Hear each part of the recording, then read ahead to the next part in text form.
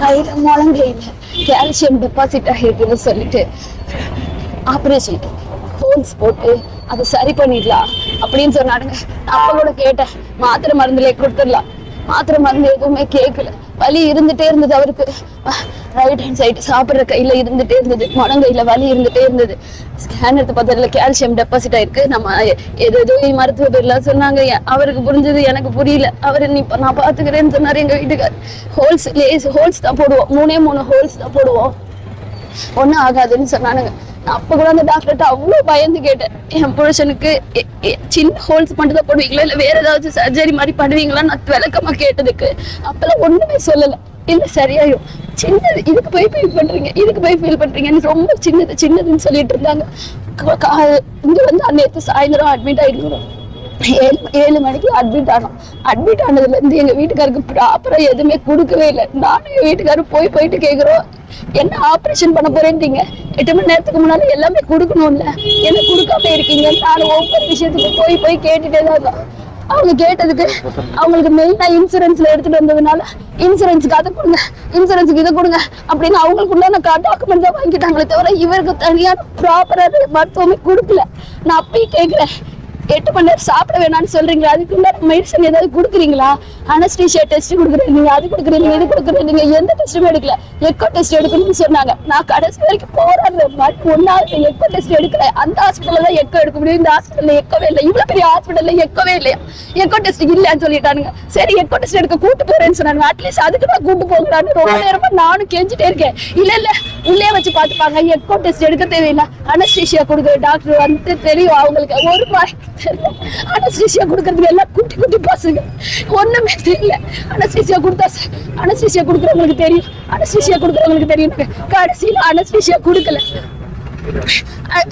இது பண்ணவே இல்லை. அவருக்கு அது எக்கோ டெஸ்ட் எடுக்காம கூட்டிட்டு போனாங்க. நானும் கூட்டிட்டு போனதுக்கு அப்புறம் அங்க நின்று அந்த டாக்டரை பார்த்துட்டு தான் கீழே வரணும். நீங்க கீழே போங்க, நீங்க கீழே போங்க. இல்ல நான் டாக்டர் வந்தோடனே பார்த்துட்டு தான் வருவேன் சொல்லி டாக்டர் வந்தோடனே நான் அழுதுட்டு, அப்பயே எனக்கு அழுது.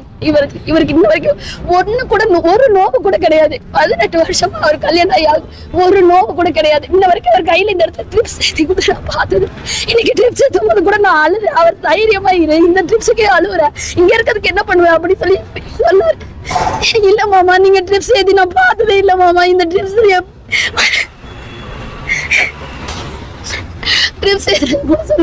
வலிக்குது. சரி எல்லா ப்ரொசீஜரும் முடிச்சுட்டு அவசரமா 1:30 மணிக்கு கூட்டு போனாங்க. 1:50 இருக்கும் வந்து கூட்டு போனாங்க.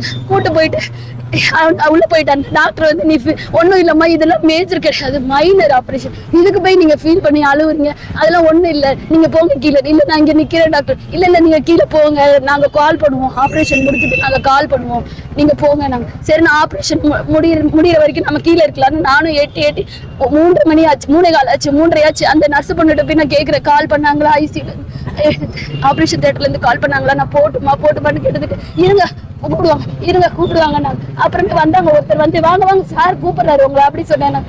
நானும் போனேன். போனதுக்கு அப்புறம் ஏமா உங்க வீட்டுக்காருக்கு வந்து எப்படி அபார்த்தமா, ஏமா உங்க வீட்டுக்காருக்கு வந்து கார்டியாட்டிக் அரெஸ்ட் இருக்காமா முன்னாலே அப்படிங்கிட்ட.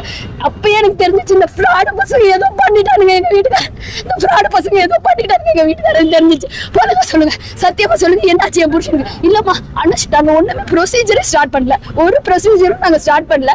நாங்க வந்து இதுதான் அனஸ்டீஷியா கொடுத்தோன்னே உங்க வீட்டுக்காருக்கு கார்டியாட்டிக் அரெஸ்ட் ஆச்சு அப்படின்னு சொன்னாங்க. எனக்கு பயம் வந்துட்டு நான் எங்க வீட்டுக்கார் எங்க குழந்தைக்கு உடனே கால் பண்ணி சித்தப்பா வர சொல்லு, சித்தப்பா கிட்ட சொல்லு, எல்லாத்தையும் சொல்லிட்டு என் சைட்ல இருக்க எல்லாருக்கும் நான் கால் பண்ணி சொன்னேன், வந்துருங்க, எனக்கு ஒண்ணும் புரியல, எனக்கு பயமா இருக்கு, இவனுங்க பண்றதை பார்த்தா எனக்கு பயமா. ஆனா அப்பயா எல்லாரும் மூஞ்சிலையும் உயிரோட தான் இருக்காரு, காப்பாத்திடலாம் போயிட்டு இருக்குன்னு அப்படி சொல்லவே இல்லை. நானும் ஒவ்வொருத்தையும் கேட்கிறேன், சொல்லுங்க கேட்டேன். இல்ல உள்ள ட்ரீட்மெண்ட் போயிட்டு இருக்கு, கார்டியாட்டிக் அரெஸ்ட் ஆயிடுச்சு, உள்ள ட்ரீட்மெண்ட் போயிட்டு இருக்கு, உள்ள ட்ரீட்மெண்ட் போயிட்டே இருக்குன்னு சொன்னாங்க. கடைசியில என்ன ட்ரீட்மெண்ட்டும் போகல. கடைசியில உள்ள போய் நான் அவரை பார்க்கணும் சொல்றேன். உள்ள போய் பார்த்ததுக்கு அப்புறம் பார்த்தா இந்த இடத்துல பெருசா ஹோல் போட்டு வச்சிருக்காங்க, பெரிய ஹோல்ஸ் மாதிரி போட்டு வச்சிருக்காங்க. ரத்தமா போயிடுச்சு எங்க மாமாவுக்கு. எங்க மாமாவை பார்க்கவே முடியல.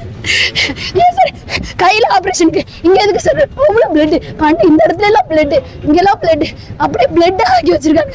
என்னடா பண்ணீங்கன்னா ஒண்ணுமே பண்ணலங்கிறாங்க. இதுல ப்ரொசீஜரை ஸ்டார்ட் பண்ணலங்கிறாங்க.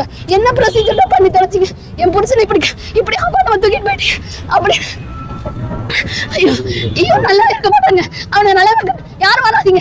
சத்தியமா இந்த ஹாஸ்பிட்டல் வராதீங்க. இந்த ஹாஸ்பிட்டல் வராதீங்க. சூப்பர் ஸ்பெஷாலிட்டியா இதெல்லாம் super speciality. Normal government hospital போயிருந்தா கூட நல்லா இருந்திருக்கும். இன்சூரன்ஸ் இருக்குன்னு சொல்லி எங்களை ஏமாத்தி கூட்டு வந்தாங்க சார். சரி இன்சூரன்ஸ் ஆயிரம் இல்ல அது வேற. நான் இங்க வந்து சேர்ந்தது 4:10க்கு வந்தேன். இந்த இடத்துக்கு நான் வந்து சேர்ந்தது 4:10க்கு வந்தேன். வந்து நான் இங்க சேரும் போது என்கிட்ட இது வரைக்கும் எந்த ஒரு டீட்டெயிலுமே சொல்லலை. என்கிட்ட நானே தோண்டி தான் அவர்கிட்ட கேட்டேன். சார் உண்மையா தயவு செய்து எது வந்தாலும் சொல்லிடுங்க அப்படின்னு நான் கேட்டேன். ஆனா எதுவுமே அவங்க கடைசி வரைக்கும் சொல்லல.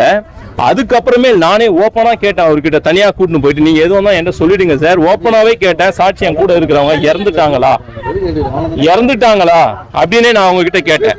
அதுக்கப்புறமும் அவர் என்ன சொல்றாரு, சார் ஒரு 2 நிமிஷம் வெயிட் பண்ணுங்க நான் சொல்லிடுறேன், 2 நிமிஷம் வெயிட் பண்ணுங்க நான் சொல்லிடுறேன் அப்படின்னு சொல்லிட்டு அதுக்கப்புறமேட்டு நான் என்ன சொன்னேன், நான் டோரை ஓபன் பண்ணி நான் போய் நேர்ல போய் பாக்குறேன், உள்ள போய் நான் பாக்குறேன் அப்படின்னு நான் சொல்லும் போது அதுக்கப்புறம் சொல்றாங்க, சார் பல்ஸ் நின்னு போயிடுச்சு சார், பல்ஸ் நின்னு போயிடுச்சு அப்படின்றாங்க. இந்த ஹாஸ்பிட்டல்ல செஞ்ச 2 தவறு என்ன அப்படின்னா, ஃபர்ஸ்ட் இன்ஃபார்ம் பண்ணாம தொண்டையில கத்தி வச்சு ஓட்ட போட்டுருவா. 2 விஷயம். ஒன்னு இன்ஃபார்ம் பண்ணல, தொண்டையில வந்து அறுத்து இருக்கிறாங்க, எங்க கிட்ட ஒரு வார்த்தை கூட சொல்லல. ஒண்ணு. ரெண்டாவது, ஒருத்தவங்க பலவீனமா இருக்கிறாங்க அப்படின்னா, இந்த ஆபரேஷன் பண்ண போறாங்க அப்படின்னா என்ன பண்ணணும்னா எல்லா டெஸ்ட்டுமே எடுக்கணும். ஒரு டெஸ்ட்டுமே எடுக்கல. முக்கியமா அவருக்கு ஹார்ட்ல ப்ராப்ளம் இருக்குது அப்படின்னா எக்கோ எடுக்கணும். எக்கோ எடுத்தாதான் அடுத்தது என்ன பண்ணணும்ன்றதை சொல்லணும். பண்ணலாமா வேணாமான்ட்டு. அவங்களுக்கு ஹார்ட்ல ஆபரேஷன் பண்ணும் போதே ஹார்ட் அட்டாக் வந்துச்சுன்னு எப்படி இவங்க சொல்ல முடியும்? அப்போ எக்கோ எடுத்திருந்தா ஹார்ட்ல ப்ராப்ளம் இருக்குதுன்னா இவங்க ஏன் அதை வந்து ஆபரேஷனை நிறுத்திருக்கலாம்ல? ஃபர்ஸ்ட் விஷயம், எக்கோ எடுக்கல. எக்கோ எடுத்திருந்தாங்க அப்படின்னா இது தெரிஞ்சிருக்கும், இது நமக்கு ஆபரேஷன் பண்ண தேவையில்லை அப்படின்னு தெரிஞ்சிருக்கும். ரெண்டாவது விஷயம், அவங்களுக்கு உயிர் போற சூழ்நிலையில தொண்டையில கத்திய வச்சு அறுத்து இருக்கிறாங்க. அது ஒரு வார்த்தை கூட எங்க கிட்ட இன்ஃபார்ம் பண்ணவே இல்லை. இந்த 2 விஷயங்கள். அவங்களுக்கு வந்து குழந்தைங்க 2மே சின்ன குழந்தைங்க. அவருக்கு சாவர வயசுல 45 வயசு தான் ஆகுது. அதுக்கு முன்னால எங்க சித்தி வந்து பார்த்துட்டு போயிருக்காங்க. அவர் அழகா 2 வீலர்ல ஓட்டிட்டு கொண்டு போய், கோரிக்கை என்னன்னா மருத்துவமனையில என்ன நடந்தது எங்களுக்கு தெரியணும், மருத்துவமனையில் என்ன நடந்து தெரியணும். ரெண்டாவது வந்து எதுக்கு இத மாதிரி வந்து பண்ணிருக்கிறாங்க. ஆமா, போலீஸ்ல கம்ப்ளைண்ட் கொடுத்துருக்கோம். கேஎம்சிக்கு நாளைக்கு வர சொல்லி இருக்கிறாங்க போஸ்ட்மார்ட்டத்தை வாங்குறது. தயவு செய்து வருந்துங்கள், இனியாவது திருந்துங்கள்.